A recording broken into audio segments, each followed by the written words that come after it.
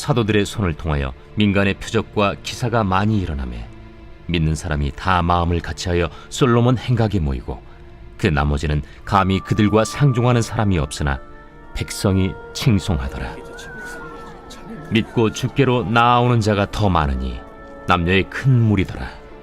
심지어 병든 사람을 메고 거리에 나가 침대와 요 위에 누이고 베드로가 지날 때에 혹 그의 그림자라도 누구에게 덮일까 바라고. 어둠 속에서 빛으로 인도하신 에베네셀의 아버지 하나님, 어느덧 2020년도를 보내는 마지막 달인 12월을 맞이한 가운데 오늘은 올해의 마지막 화요 예배 시간을 가지게 되었습니다. 사랑하는 CTS 대구 방송국이 매주 화요 기도회를 열어주시고 매주 귀한 목사님들을 통해 영의 양식을 공급받게 하시고 찬양과 기도로 마음 모아 예배드리며 은혜 위에 은혜로 충만케 하신 하나님 아버지께 진심으로 감사를 올려드립니다.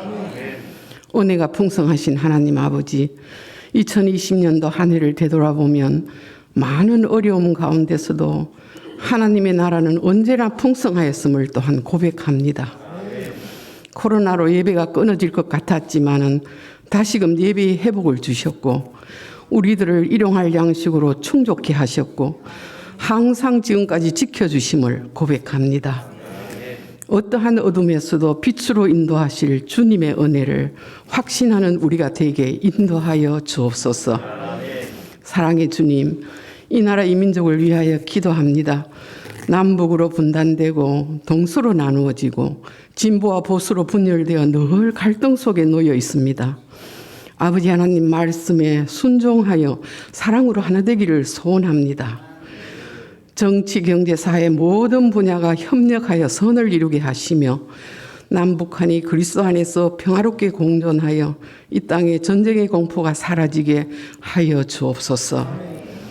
아버지 하나님, 하나님께서 친히 세우신 CTS 대구 방송국을 위해 기도합니다. 하나님께서 명령하신 복음 선교를 위해 이 땅에 선한 영향력을 미칠 수 있는 CTS 대구 방송국이 되게 하옵소서. 이를 위해 힘쓰고 계신 지사장님이야 직원분들 영육간에 강건케 하옵시며 마음껏 모든 것을 펼쳐나갈 수 있는 공간, 즉 사옥을 빠른 시간 내에 이루어 주셔서 모든 영광을 주께 올려드리는 날이 속히 오기를 기도합니다. 사랑의 아버지 하나님, 이 악하고 험난한 세대에 아직 믿음 없이 살아가고 있는 우리의 이웃을 안타깝게 여기사 버려두지 마시고 긍휼을 베풀어 주옵소서. 인도하여 주옵소서. 아버지 하나님, 지금 이 시간은 이경우 목사님의 은혜는 흘러가야 한다라는 제목하에 기도로 준비하신 말씀을 통해 은혜 받게 하시고 가슴에 새겨 우리의 삶에 적용하여 우리 주님 기뻐하시는 삶을 살게 도와주시옵소서. 감사드리오며 이 모든 말씀 우리 죄인들을 위해 빛으로 오신 거룩하신 예수님 이름 받들어 간절히 기도드리옵나이다. 사도들의 손으로 민간과 민간에 얼마나 큰 표적이 일어나는가, 그리고 얼마나 많은 기사가 일어나고, 그래서 믿는 사람이 얼마나 더 많아지고 있는가, 그리고 그 나머지 사람들은 오히려 그들과 상종하지 않게 되었다 라고 말하는 것. 그러니까 이 당시에 얼마나 엄청난 복음의 사역들이, 역사들이 놀랍게 일어났는가. 한 부류는 완전하게 빠져 있는 사람, 한 부류는 극심하게 극렬하게 반대하는 사람, 이렇게 나누어지게 되더라는 거예요. 그리고 믿고 주께로 돌아오는 자가 많은데, 오늘 본문에 보니까 특별히 병든 사람을 메고 거리에 나와서 침대나 요에 뉘어서 베드로가 지나갈 때에 그 그림자라도 누구에게 덮일까, 그렇게 바랄 만큼 신자된 증거, 신자된 능력들이 많이 증거되고 있었다라고 오늘 말씀이 우리에게 소개합니다.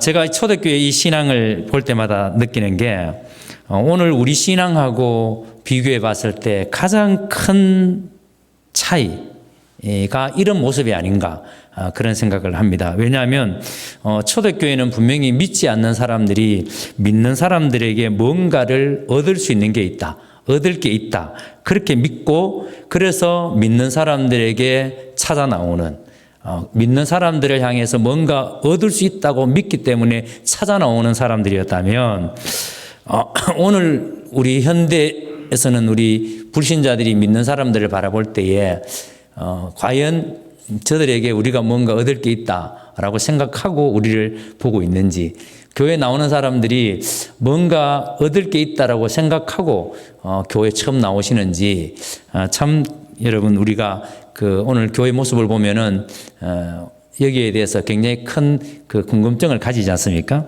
자, 그래서 오늘날에는 신자들이 불신자들에게 뭔가 얻어 먹으려고 쫓아다니는 시대가 되었다, 그런 생각을 해요. 왜냐하면 우리가 분명히 하나님을 믿는 사람이라면 하나님 안에서 하나님이 사는 식이 있는데, 그런데 우리는 분명히 교회는 다니는데 세상 살아가는 방식은 세상 사람과 다를 바가 없다는 거예요. 똑같이 세상 사람들이 사는 방식을 가지고 산다는 거예요. 왜 그럴까요? 저는 이유가 간단하다고 생각합니다. 무엇을 준비하고 무엇을 위해 사느냐에 있어서 주객이 전도되어 있기 때문에, 오늘날 그리스도인들에게 예수 믿는 것은 죽고 난 다음에 지옥 가지 않고 천국 가는 문제로만 필요하다고 생각하는 거예요. 예수 믿는 이유가 천국 가는 거, 천국 가는 게 그게 최고의 목표이기 때문에. 그리고 실제로 살아가는 삶의 자리에서는 전혀 예수가 필요하지 않는, 오히려 세상 사람들의 지혜가 더 필요하고 세상 사람들이 사는 방식이 더 좋아 보이기 때문에, 그래서 예수는 교회 안에서만 필요하고 세상에서는 전혀 필요치 않는 그런 모습이 아닌가 생각합니다.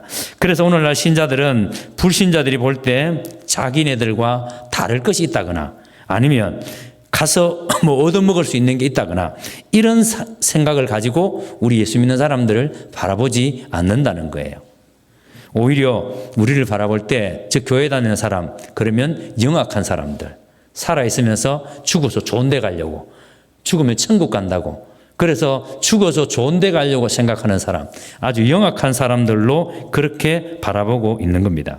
그래서 오늘날 우리 신자들이 신앙을 소유한 그 자신감, 내가 예수 믿는 사람이다 라는 그 자랑, 그래서 마땅히 예수 믿는 사람에게 있어야 될 그리스도인으로서 걷는 인생에 대한 자부심이 우리에게 너무 약해져 있지 않나, 그런 생각을 합니다. 그래서 요즘 교회들마다 청년들이 많이 이렇게 줄어들고, 심지어는 제가 속해 있는 노예에서 한번 조사를 해봤는데, 저희 노예 안에서 조사를 해봤는데 주일학교가 없는 교회가 60%가 된다고 이야기하니까 그게 정말인가? 진짜 주일학교가 없는 교회가 60% 정도가 되는가? 그러면 우리 노예 상황은 어떤가? 제가 우리 대한예수교 장로회 합동측 대구노예에 소속되어 있습니다. 그래서 저희 노예에 한번 조사를 해보니까 실제적으로 60%가 넘어요. 주일학교가 없는 교회가. 그러니까 주일학교가 없는 교회에서 아이들을 이제 어떻게 하는가 하면은 대부분 이제 목사님 자녀들도 있는 교회로 보내야 되는 거예요. 그래서 저희 교회도 목사님 자제분들 중에 청년들이 몇 명 저희 교회에 나오는 분들이 계세요.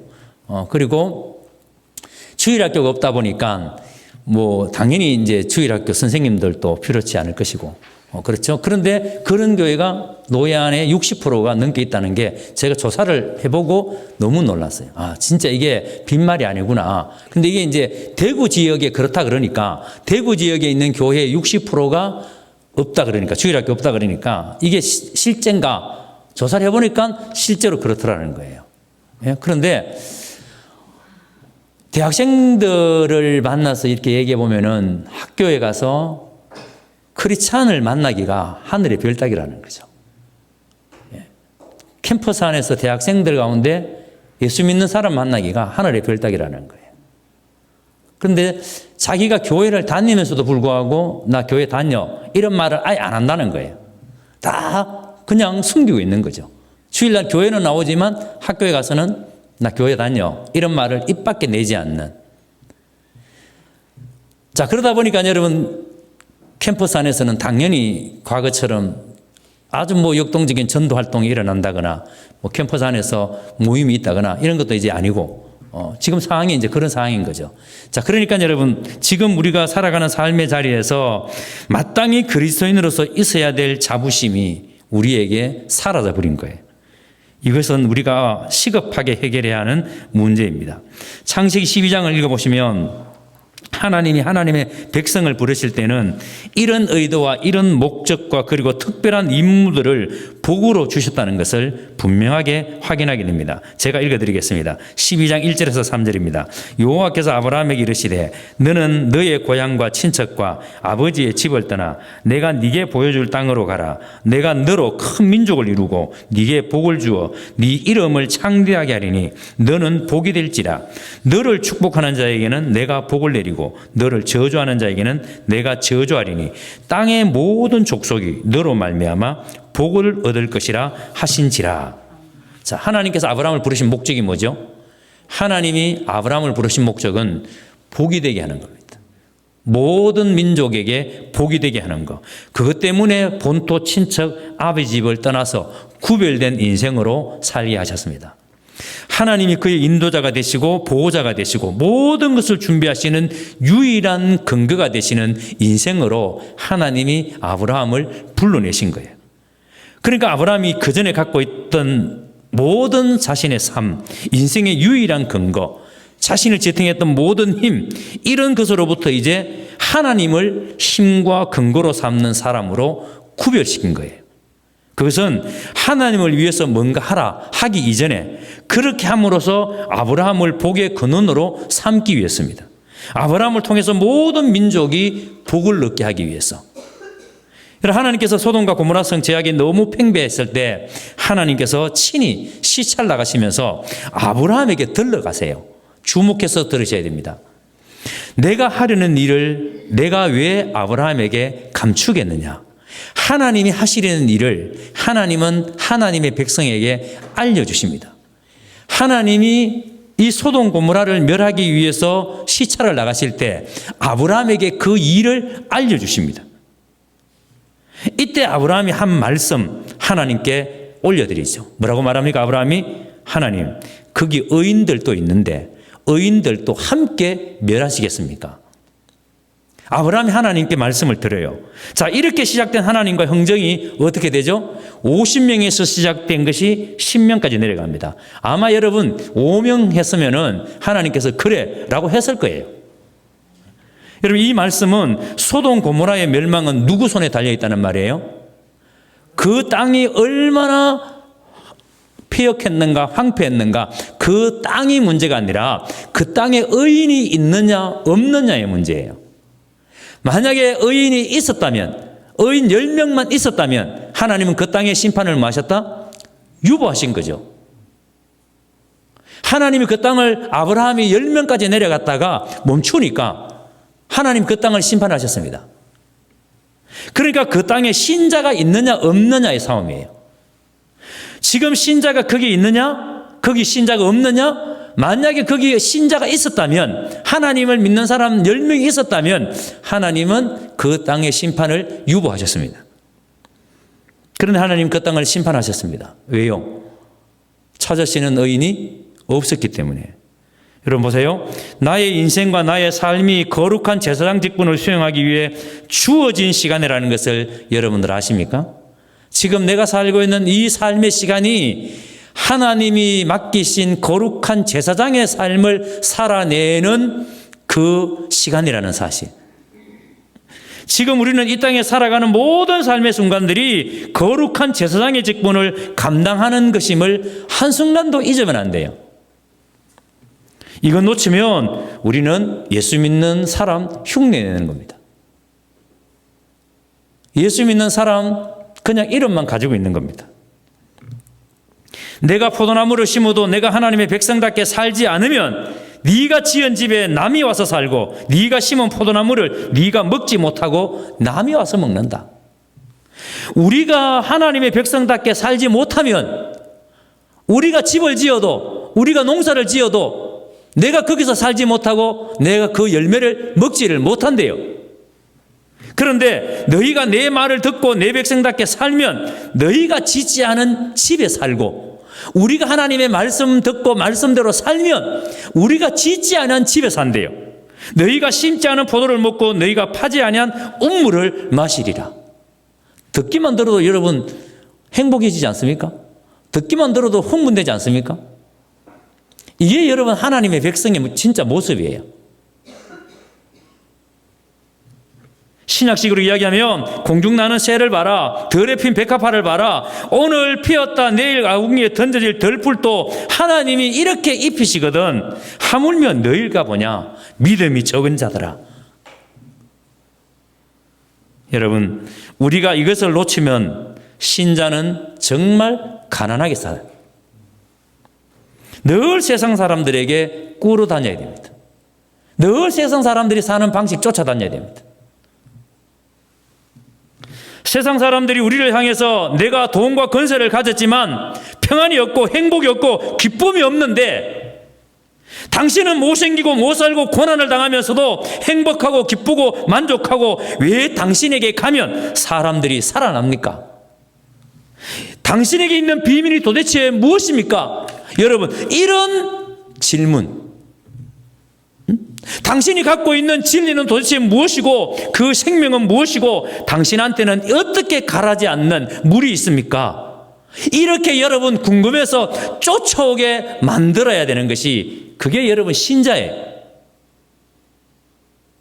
오순절 성령 강림 이후에 베드로가 사람들 앞에서 자기들이 왜 이렇게 됐는가를 설명을 합니다. 우리가 어떻게 이렇게 됐는가? 그랬더니 그 말씀을 듣던 사람들이 뭐라고 말합니까? 형제들아, 우리가 어찌할꼬? 형제들아, 그럼 우리는 어찌 해야 되느냐? 여러분, 우리가 바로 이 질문을 세상으로부터 받아내야 되는 거예요. 우리가 이 질문을 세상 사람들로부터 끄집어내야 되는 거예요. 우리의 삶을 보는 이웃 사람들이 우리로부터 생수에 가른 반응을 나타내야 돼요. 영혼의 충격을 받은 절박함과 회개하는 마음이 일어나도록 존재하는 그런 삶을 우리가 살아야 되는 거예요. 이것이 여러분 사명이라든가 책임이라는 정도가 아니라 이것이 우리가 사는 이유예요. 예배드리기 전에 잠시 우리 시상실에서 담소를 나누었는데요. 제 교회가 지은 지 이제 한 7, 8년 정도가 된 것 같습니다. 교회 짓고 싶은 마음이 1도 없었는데 여하튼 지을 수밖에 없는 환경이 되어서 짓게 되었는데 지을 때에 이런 교회를 짓자 만약에 짓고 한다면 짓자라고 그래서 이제 교회를 짓기로 하고 제가 이제 우리 주민들에게 우리 순장들을 통해서 500명 우리 교회 주변에 있는 제가 내당 사동이거든요. 내당 사동 인구가 한 2만 명 정도가 됩니다. 그중에 우리 교회 근방에 있는 주민 500명을 대상으로 해서 설문조사를 했어요. 설문지를 만들어서 그 순장들을 보내서 집집마다 다 찾아가서 이제 설문조사를 다 했습니다. 교회를 지으려고 그러는데 교회를 지으려면 때 어떤 교회를 지었으면 좋겠느냐. 그러면서 이제 여러 항목들을 만들어서 지었어요. 그래서 이제 주민들이 교회를 짓는 동안에 이런 어려움들이 있을 거다. 그래서 상세하게 모든 정보를 다 안내해 드렸습니다. 예를 들어서 뭐 저희 동네가 그 청석, 옛날 알죠? 청석지역이거든요. 그래 뿌리가 치면은 동네가 다 흔들려요. 동네가.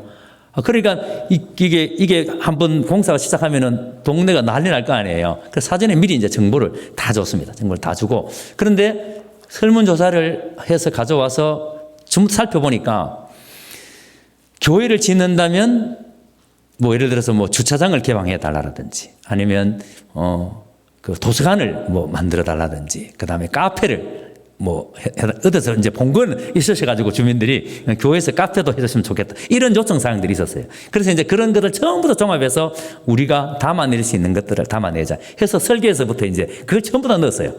도서관, 카페, 그다음 아동 돌봄을 위한 지역 아동센터 그걸 전부 다 넣었어요. 다 넣고 그다음에 이제 그 공사할 때에 이런 어려움들이 있기 때문에 주민들이 좀 양해해 주십시오 한다고 해서 주민들이 마음이 편하겠습니까? 그래서 사전에 이제 교회 주변에 좀 이렇게 가까이 있는 27가정을 선정해 가지고 고령 가가지고 1등급 한우 1등급 한우 그 당시 한 40몇만 원 정도가 돼요. 한 가정당 40몇만 원씩을 컴퓨터 소고기를 고령 한우를 27가정에 갖다 드렸어요. 그러고 나니까 공사 기간 동안에 단 한 건의 민원이 없었어요. 단 한 건의. 우리 교회 앞에 그 페인트 가게가 있는데요. 그 페인트 사장님이 뿌레가 칠 때 집이 바로 앞이니까 너무 흔들리니까 우리한테는 못 하고 동사무소 찾아갔어요. 동사무소 가가지고 막 이거 교회 짓는데 너무 이거 지금 많이 흔들린다. 그랬더니만 동장이 당신 입 다물고 있으라고. 당신 입 다물고 있으라고. 교회 끝날 때까지 아무 말 하지 말고 가만히 있으라고. 그래서 제가 그 이야기를 듣고 난 다음에 너무 미안해가지고 공사장 우리 그 건설회사에다가 혹시 교회 이제 이러시면 페인트 칠하잖아요. 그러니까 페인트 회사가 선정됐느냐 하니까 안 됐대요. 그러면 우리 교회 앞에 있는 저 집에다가 좀 맡기면 안 되겠느냐. 괜찮다고. 그래서 이제 사장님하고 해서 교회 모든 페인트 칠을 다 하게 했어요. 그랬더니 이 사장님이 얼마나 좋아하시는지. 예? 교회 뒷집에는 그 아저씨가 담이 붙어 있어요. 철거하는 과정에서 담이 뭐 한 40-50년 된 담이니까 슬쩍 건드리지도 않아서 옆에 하다가 그게 넘어져 버렸어요. 다 넘어진 것도 아니에요. 일부.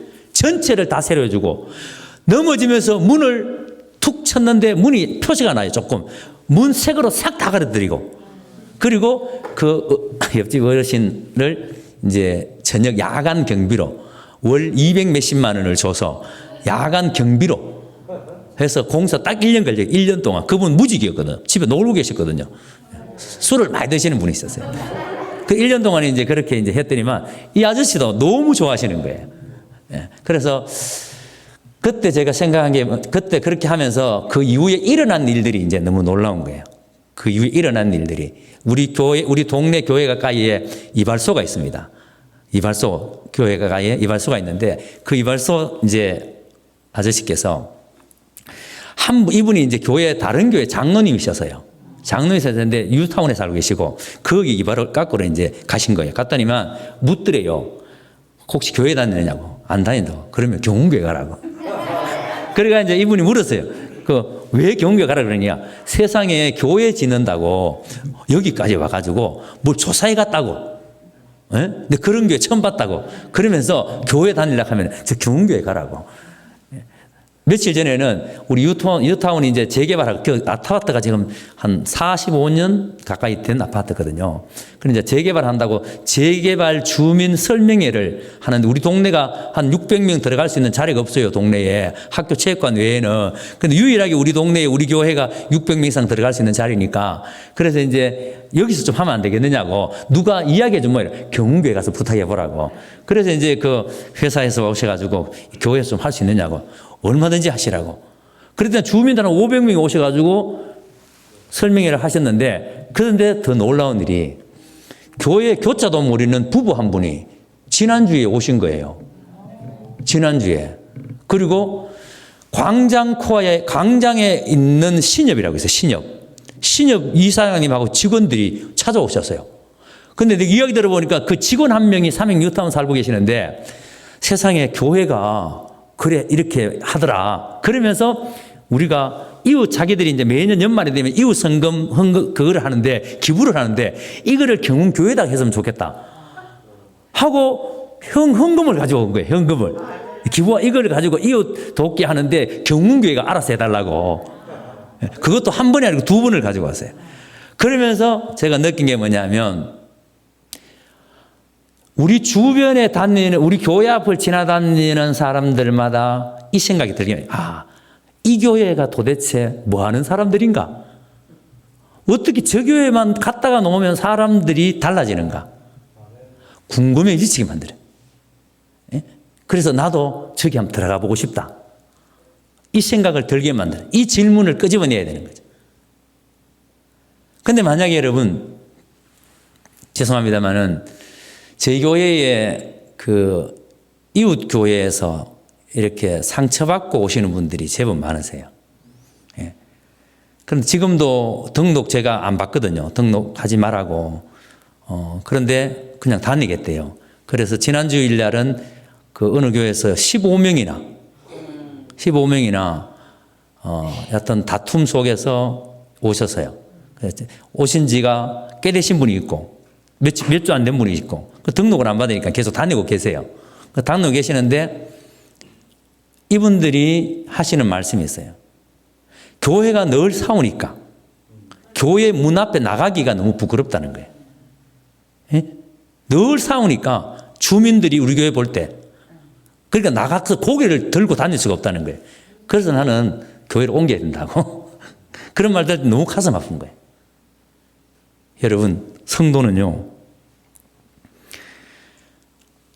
교회 다니지 않는 사람들에게 궁금증을 유발시켜야 됩니다. 어떻게 저 사람은 저렇게 살 수 있을까? 어떻게 저 사람은 저렇게 말할 수 있을까? 여러분, 오늘날 교회가 얼마나 많이 있습니까? 그리고 사람은 또 얼마나 많아요. 이들이 교회에 심심해서 놀러 오는 사람은 아마 없을 겁니다. 분명히 우리의 영혼에 갈증이 있습니다. 그리고 오늘 우리는 가짜가 아니에요. 틀림없이 우리가 예수 믿는 사람입니다. 세상이 주는 것 가지고는 안 된다는 것을 우리는 알고 있는 사람입니다.